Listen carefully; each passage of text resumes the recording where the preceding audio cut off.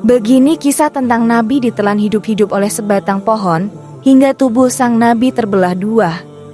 Mungkin tidak banyak yang mengetahui jika ternyata ada kisah Nabi yang terbunuh oleh sebatang pohon karena telah menelannya hidup-hidup. Kisah ini terdengar begitu asing di telinga kita. Terutama, bagaimana bisa sebatang pohon memiliki mulut hingga sampai menelan sang Nabi. Tapi hal tersebut akan dijelaskan secara tuntas hanya di channel Risalah Nabi.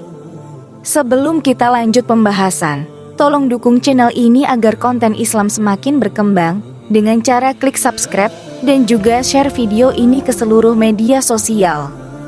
Ini adalah kisah tentang Nabi Zakaria yang hidup bersama istrinya di Baitul Maqdis, Palestina. Sang Nabi diberikan ujian oleh Allah bahwa istrinya tersebut mandul. Mereka sudah menikah selama 70 tahun, namun tidak kunjung diberi keturunan. Tapi selama itu setiap hari Nabi Zakaria tidak pernah putus berdoa kepada Allah untuk selalu diberi keturunan. Hingga doanya mulai dijawab ketika menginjak usia 100 tahun. Allah memberinya seorang anak yang diberi nama Yahya. Diberi nama langsung oleh Allah yang nantinya juga akan menjadi seorang nabi. Diceritakan ketika Nabi Muhammad melakukan Isra Miraj, ia berjumpa dengan Nabi sebelumnya, termasuk dengan Nabi Zakaria. Lalu Nabi Muhammad pun bertanya kepada Nabi Zakaria, "Bagaimana cerita tentang kematianmu wahai Nabi Zakaria? Serta bagaimana Bani Israel bisa membunuhmu?" Ketika itu diceritakan jika ia memiliki seorang anak bernama Yahya, termasuk dalam pemuda terbaik yang berada di zamannya.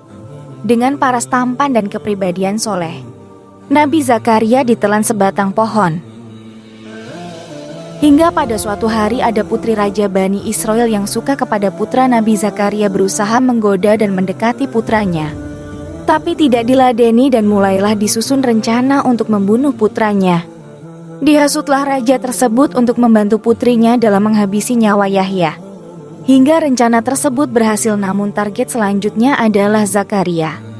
Ketika itu ia berlari ke tengah hutan dan melihat adanya sebuah pohon yang melambai ke arahnya. Lantas ia mendekati pohon tersebut, lalu pohon tersebut malah terbelah kemudian menutup lagi membungkus tubuh Nabi Zakaria. Tapi sayangnya ketika peristiwa tersebut terjadi, rupanya ada iblis yang menyaksikan hal ini.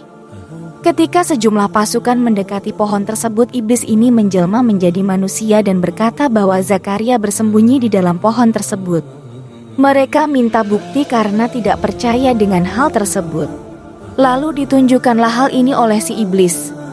Maka dari itu, pasukan tersebut menyiapkan gergaji besar dan langsung menggergaji pohon ini hingga membelahnya menjadi dua bagian.